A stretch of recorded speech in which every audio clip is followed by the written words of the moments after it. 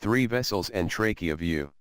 It is the first and most superior axial view of the superior mediastinum. This view displays the pulmonary artery, aorta and superior vena cava and trachea. The vessels are arranged from left to right as the pulmonary artery, ascending aorta, superior vena cava and trachea. The pulmonary artery trunk is connected through the pulmonary valve to the infundibular part of the right ventricle.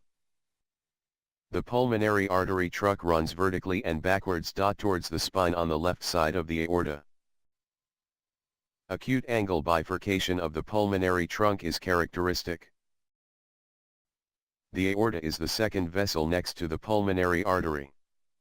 The aorta is circular in shape and is almost equal in diameter to the main pulmonary artery. The superior vena cava is the last, the most right and the smallest vessel.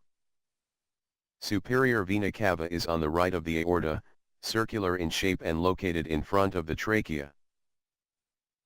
The trachea is a dense ring in front of the spine, to the right of the aorta and behind the superior vena cava.